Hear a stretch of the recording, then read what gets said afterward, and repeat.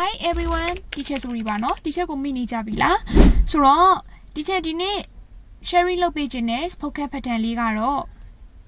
subject plus verb plus to plus verb infinitive ဆိုတဲ့ pattern လေးပဲဖြစ်ပါတယ်အားလုံးပဲ teacher တို့စဉ်းစားကြည့်အောင်ကိုကတခုခုလှုပ်ချင်တယ်တခုခုကိုလိုချင်တယ်ပေါ့နော်ကိုယ့်ရဲ့အလိုဆန္ဒတွေကိုဖော်ပြခြင်းတဲ့အချိန်မှာတခါလာလဲ1 2တခါလာလဲ1 2ဒါတွေကြီးပဲသုံးနေတော့မှာလား Okay ဒီနေ့မှာတော့ဒီချက်က1 2အစားတခြားသုံးလို့ရမယ့် pattern လေးတွေကိုရှင်းပြရင်းနဲ့ပဲဒီချက်တို့အဲ့ pattern တွေထဲမှာဘာတွေကွာလဲပေါ့နော် pattern တွေကတစ်ခုနဲ့တစ်ခုဘာတွေကွာလဲဘာတွေသတိထားရမလဲဆိုတာလေးတွေဒီချက်ပြပြပေးသွားပါမယ်နော်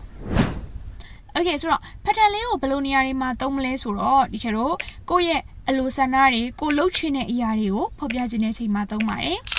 pattern လေးရဲ့ဒီ subject verb ဘယ်လိုသွားလဲဆိုတော့ subject လာမယ် verb လာမယ် to လာမယ်သူရဲ့နောက်က verb infinitive လိုက်ပါမယ်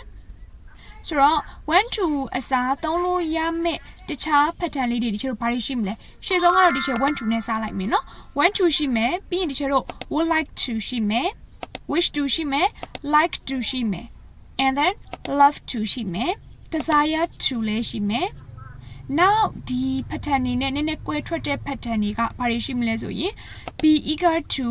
be keen to နဲ့ be honest to ဒီ pattern တွေရှိမယ်ဒါပေမဲ့တချို့တို့သတိထားရမှာကဒီ pattern 6မျိုးလုံးရဲ့အနောက်ကလိုက်တဲ့ verb က verb infinitive တော့ဖြစ်ဖို့လိုပါမယ်နော် Okay ပထမဆုံး pattern လေးကတော့1 to ကိုဒီချို့တို့ဘယ်လိုအခြေအနေတွေမှာသုံးမလဲဆိုရင်ကိုကတခုခုကိုလိုချင်တယ်လှုပ်ချင်တယ်ကိုယ့်ရဲ့အလိုဆန္ဒတွေကိုဓာတ်ရိုက်ဖော်ပြခြင်းတဲ့ချိန်မှာသုံးပါတယ် For example I want to learn English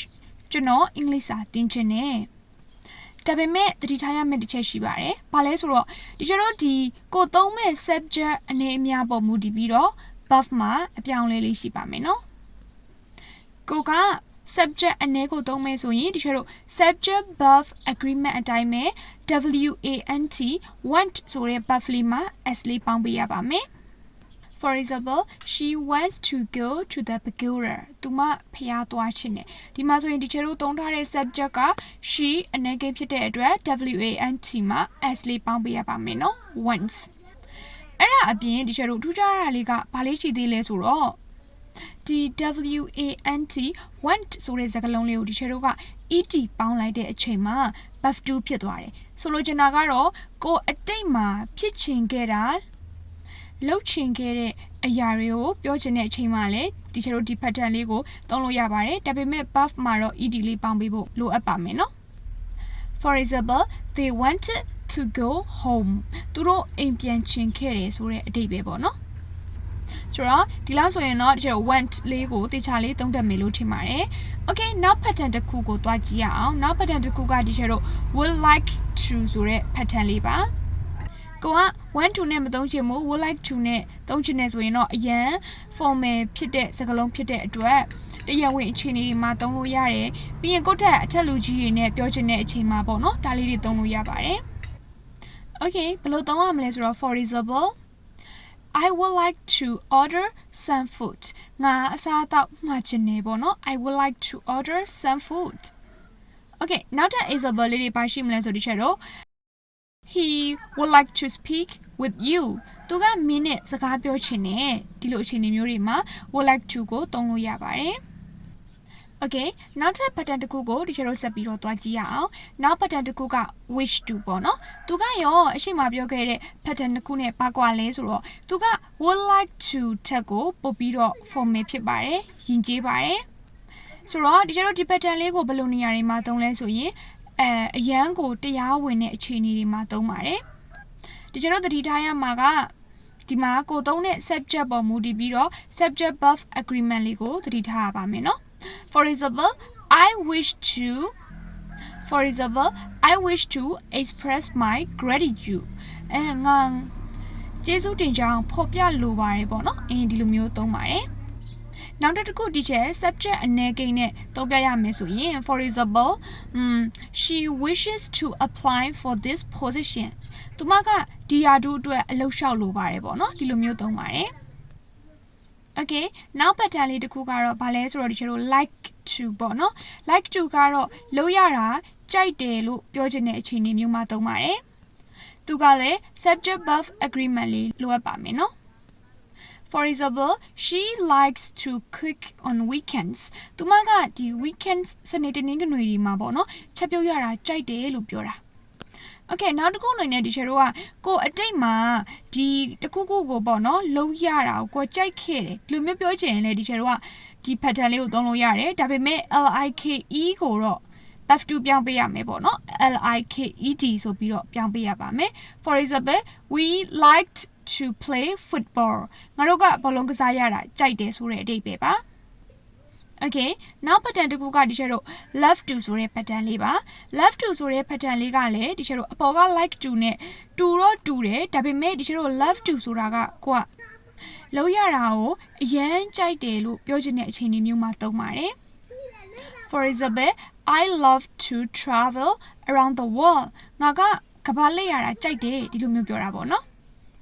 ဒီမှာလည်းသတိထားရမှာကဒီချက်တို့ subject verb agreement လေးသတိထားဖို့လိုပါမယ်နော်Okay now pattern လေးတစ်ခုကဒီချက်တို့ desire to ဆိုတဲ့ pattern လေးပါဒီကောင်လေးကတော့လှုပ်ချင်စိတ်အပြင်းထန်ရှိတယ်လို့ပြောချင်တဲ့အခြေအနေမျိုးမှာသုံးပါတယ် For example I desire to improve my skills ငါရဲ့ skills တွေကိုတိုးတက်အောင်လုပ်ချင်တယ်ပေါ့နော်တိုးတက်အောင်လုပ်ချင်တယ်တိုးတက်ချင်စိတ်ရှိတယ်ဒီလိုမျိုးအခြေအနေမျိုးမှာသုံးပါတယ်ဒီမှာလည်း subject verb agreement လေးသတိထားဖို့လိုအပ်ပါမယ်နော်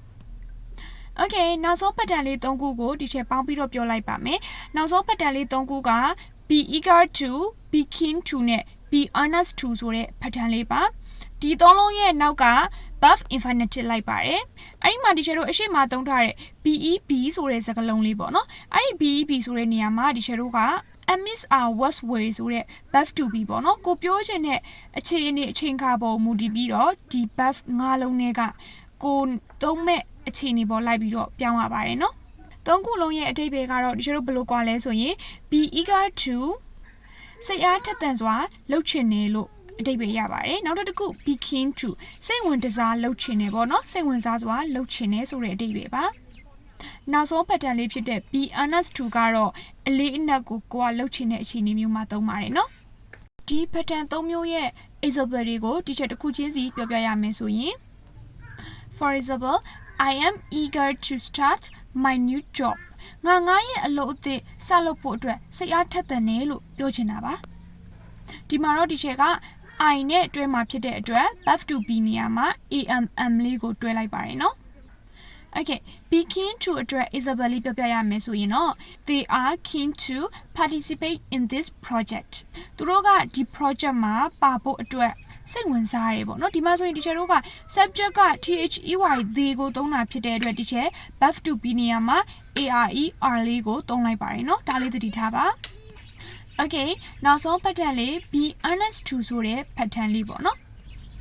ဒါလေးအတွက် example လေးပြောပြရမယ်ဆိုရင်တော့ she is honest to succeed in her life သူမရဲ့ဘဝမှာပေါ့နော်ဒီအောင်မြင်ဖို့အတွက်အလေးနဲ့စူးစမ်းတယ်ဆိုတဲ့အဓိပ္ပာယ်ရပါတယ်နော်